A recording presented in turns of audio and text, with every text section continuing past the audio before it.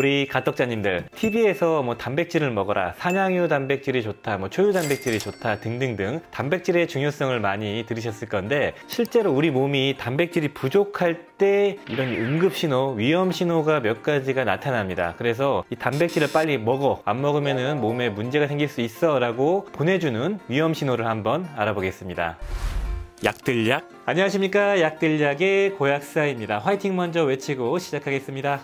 화이팅! 오늘 영상은 우리 몸에서 단백질이 많이 부족할 때 나타나는, 보내주는 위험신호 10가지를 한번 알아볼까 하고요. 그리고 단백질을 보충할 때 필수적이고 가성비 좋고 품질 좋은 단백질 보충제도 한번 알아보겠습니다. 우리가 단백질이 중요하다는 얘기를 많이 들으셨을 거고, 사코페니아라는 근감소증도 들어보셨을 겁니다. 그 정도로 최근에 단백질 섭취의 중요성에 대해서 많이 부각이 되고, 실제로 이에 맞춰서 단백질 제품들이 많이 나왔습니다. 산양유, 초유, 그런 단백질을 먹고 최근에 류신을 먹어라, 이런 마케팅들을 하고 있을 정도로 단백질과 아미노산을 섭취해야 된다는 그런 인식이 많이 퍼지고 많이 알려지고 있습니다. 그럼에도 불구하고 한국 사람의 한 3분의 1 정도는 단백질 섭취량이 좀 부족하다고 하고, 그리고 65세 이상의 그 장년층 이후에 그분들은 3분의 2가 단백질 섭취량이 부족하다는 연구 데이터가 있을 정도로 단백질 섭취량이 상당히 중요하고요. 따라서 단백질을 많이 섭취해야 되고, 단백질이 내 몸에서 얼마나 필요한지 위험 신호도 좀 아시는 게 좋습니다. 자, 바로 본론으로 들어가서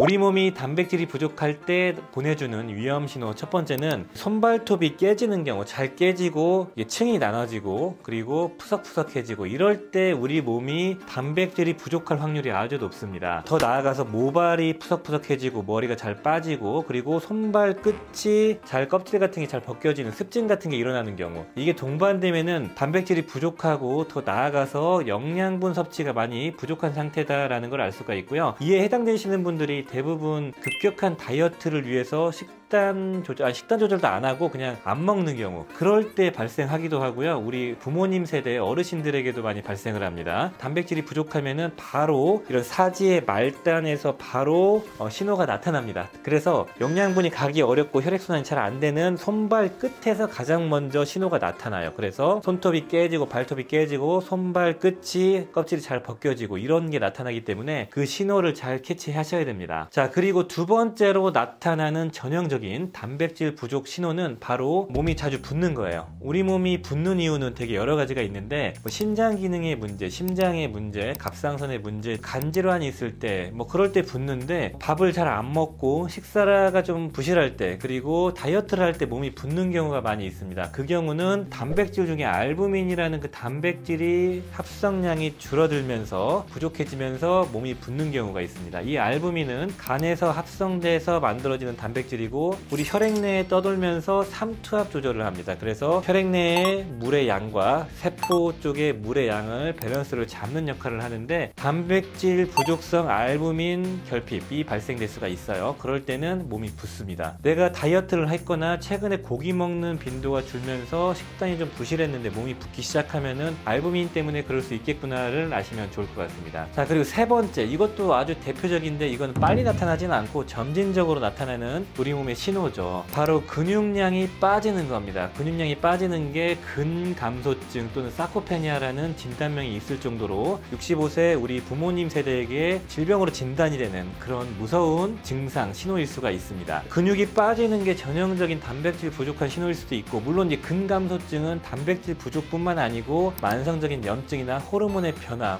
성장 호르몬 같은 게 나이가 들면서 부족해지고 근육을 합성하는 효소가 부족해지면서 노화로 발생되는 경우도 많고 등등등등 다양한 이유가 있지만, 단백질 섭취가 부족한 게 이제 가장 흔한 이유입니다. 그래서 근육량이 빠지면서 발생되는 또 다양한 신호들이 있어요. 단백질이 부족해지면 갑자기 피곤하고 무기력증이 생기는데, 그 이유는 근감소가 발생되면 우리 몸에서 에너지를 만들고 활력을 만들고 우리 몸을 지탱해주는 중요한 게 코어 근육이죠. 우리 몸을 지탱하면서 에너지를 만드는, 기초대사량을 높이는 역할을 하는데, 나이가 들면서 또는 단백질이 부족해지면서 근육이 빠지면은 되게 피곤해지고 되고 무기력해집니다. 이런 것도 대표적인 단백질 섭취 부족으로 인한 신호고, 단백질 자체가 하나의 에너지를 만드는 에너지원이기도 하기 때문에 당연히 그럴 수가 있고요. 그리고 단백질이 부족해지면서 근감소증이 생기면은 잘 넘어질 수가 있습니다. 그래서 우리 부모님 세대에 단백질 섭취 부실로 인한 근감소증이 시작되면은 잘 넘어질 수 있는 유병률이 한 2배 이상 증가된다는 데이터가 있고, 그리고 이로 인해서 낙상 등으로 골절에 대한 위험도도 2배 이상 높아진다는 데이터가 있고요. 그것뿐만 아니고 골다공증의 원인이 될 수 있다라고 할 정도로 단백질 섭취량이 부족해지고 근육량이 줄어들면서 다양한 신호들이 나타날 수가 있는 거죠. 그리고 단백질 섭취량이 부족하게 되면은 내가 평소에 당뇨랑 고지혈증이 있다고 할 때 그게 더 심해집니다. 즉 성인병이 더 심해지는 신호가 나타날 수가 있는데, 이것도 이제 근육량과 연관이 돼 있어요. 우리 몸의 호르몬 대사, 신경 전달, 그리고 근육량을 책임지는 단백질이 부족해지기 때문에 항상성 유지가 안 되면서 체지방 수치 조절도 안 되고 고지혈증 수치가 높아지고 당 조절도 안 되는 인슐린 저항성이 생길 수도 있습니다. 그리고 근육이 부족하면은 말씀드린 것처럼 기초대사량이 낮아지면서 칼로리 소모가 어려워지고 당 소모가 어려워지기 때문에 당뇨와 고지혈증이 심해질 수가 있는 거죠. 지금 말씀드린 게 손발톱 문제와 부종, 그리고 근감소로 인한 여러 가지 신호들을 말씀드렸고, 자, 네 번째 단백질 부족 신호는 바로 수면장애 같은 거나 아니면 기분의 변화, 우울증 같은 게 생기거나 아니면 기억력이 감퇴가 됩니다. 그 이유는 대표적인 이 단백질에 들어있는 그 아미노산 성분 중에서 트립토판이나 타이로신 이런 것들이 세로토닌으로 전환되기도 하고, 세로토닌은 우울증이나 기억력과 이런 쪽과 관련이 되어 있는 뇌의 신경전달 물질이고, 멜라토닌이라는 호르몬으로 합성되기도 하는데 멜라토닌이 부족하면 수면장애가 발생되고요. 그리고 도파민, 에피네프린 같은 뇌의 신경전달 물질에도 관여를 해서 타이로신이 그렇게 합성이 되거든요. 그래서 이런 아미노산들이 부족하면은 이런 뇌 신경전달 물질과 호르몬에 문제가 생기면서 기억력 감퇴, 그리고 우울증, 그리고 수면장애 이런 것들이 발생될 수가 있는 거죠. 자, 그리고 다섯 번째로 발생하는 우리 몸에 단백질이 부족할 때 나타나는 그 신호는 상당히 흔할 수가 있습니다. 우리 그 부모님들에게도 많이 발생되는데, 면역력이 떨어지고 감기가 잘 걸리고 상처가 잘 안 낫는 경우가 생깁니다. 상처가 치료되는 그 과정에는 처음에 염증 반응이 생기면서 그 다음에 세포가 증식되고 리모델링, 다시 복구가 되는 그 과정을 거칠 때 마지막 그 복구할 때의 그 과정에서 여러 가지 아미노산, 이 단백질들이 붙습니다. 뭐 콜라겐 같은 것도 붙고, 그 과정에서 단백질이 부족하면 당연히 상처 치유가 지연될 수가 있고, 그리고 면역 반응도 많이 떨어지기 때문에 염증 반응 자체도 문제가 생기면서 치료가 좀 지연되는 거죠. 그래서 우리 부모님들은 아이들에 비해서 상당히 상처 치료가 늦게 되는 겁니다. 이런 것들이 단백질이 부족할 때 나타나는 그 위험 신호라고 보시면 됩니다. 그리고 그 외에 단백질이 부족하고 단백질 섭취가 좀 부실하면은 자주 허기가 지고요. 탄수화물 위주로 먹으면 그럴 수 있고, 체중이 더 금방 불어납니다. 이것도 뭐 근육량과 그런 쪽에 상관관계가 있어서 그런 건데, 아무튼 앞서 말씀드린 이런 것들이 단백질 섭취량이 단기간 부족하다고 해서 바로 나타나는 건 아니고,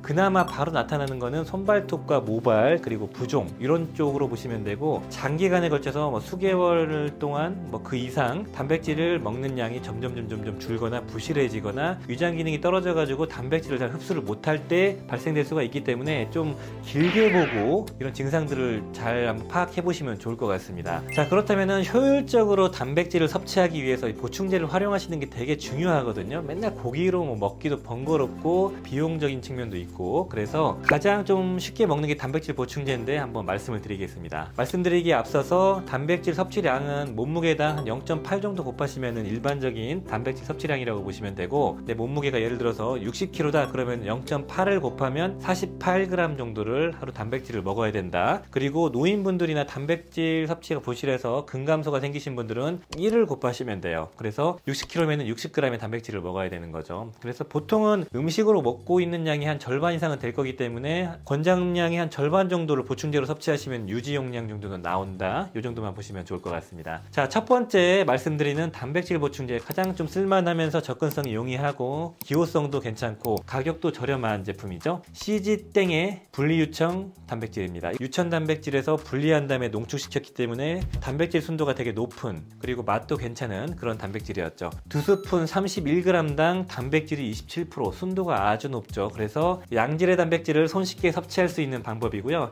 단백질만 섭취하기에는 요만한 단백질이 없을 정도로 아주 관리가 잘 되고 가성비가 좋은 단백질입니다. 자, 그리고 두 번째 단백질은 제가 가장 좋은 단백질 중에 하나다라고 말씀드렸던 가든 오브 라이땡의 오르가닉 프로틴. 이 제품은 유기농, 채소, 견과류 이런 데서 추출해낸 식물성 관리가 잘 된 단백질입니다. 이런 채소나 견과류 유래 단백질의 장점은 분리유청 단백질과 달리 여러 가지 미네랄들과 다양한 파이토케미컬, 식물성 항산화 성분들이 들어가 있는 게 특징이었습니다. 그래서 이 제품은 한 스푼 28g당 22g의 식물성 단백질이 들어있을 정도로 순도가 상당히 높죠. 관리가 아주 잘 되고 좋은 제품이고 유기농 인증까지 받은 원료를 사용했지만 단점은 맛이 상당히 비렸죠. 그러니까 맛이 별로 없어요. 그러니까 맛은 좀 포기하더라도 좋은 걸 원하시면 이 제품을 드시면 괜찮고 그만큼 가격도 상당히 비싼 편인 점은 좀 아셔야 됩니다. 자, 그리고 마지막으로 말씀드린 세 번째 제품, 요거는 이런 가루 제품이 먹기 싫으신 분들이 이제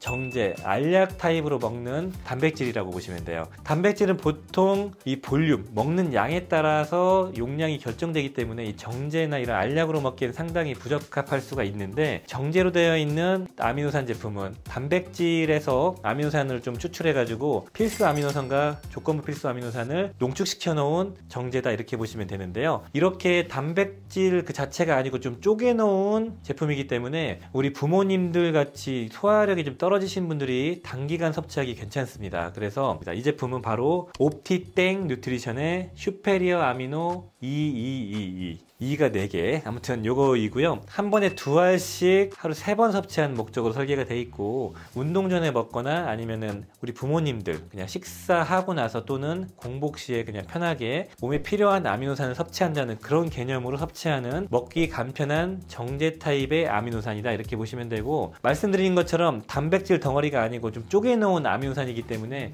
소화가 좀 용이하고 흡수가 용이한 그런 제품이다 이렇게 보시면 되겠습니다. 이런 정제로 되어 있는 필수 아미노산 제품은 저는 보통 기력이 많이 떨어지신 분들 기력을 채우는 목적으로 많이 말씀을 드리고 있어요. 자, 오늘 영상은 단백질이 부족할 때 우리 몸이 보내는 위험 신호 10가지를 한번 알아봤습니다. 단백질이 부족해지면서 결과적으로 근육이 빠지는 근육 감소증이 발생될 수가 있고 65세 이상의 그 노인들에게 되게 많이 발생되고 유병률이 한 15% 정도 된다라고 추정을 하고 있더라고요. 근감소증이 발생되면은 사망률까지 높아진다는 데이터들이 있어요. 그 정도로 근육을 유지하는 게 되게 중요하고 나이가 들면서 삶의 질을 유지하는데 꼭 필요한 게 이제 근육이거든요. 그래서 근육을 유지할 때 필요한 건 단백질이기 때문에 내 몸에 단백질이 부족하지 않도록 항상 챙기고 단백질의 부족 신호가 무언지 항상 알아둬서 이런 신호나 이런 게 발생되면은 단백질을 꼭 챙겨 먹어야겠다. 그걸 인지한 것만으로도 이 영상을 보시는 시간이 아깝지 않으셨을 거예요. 자, 오늘 영상이 도움이 되셨으면은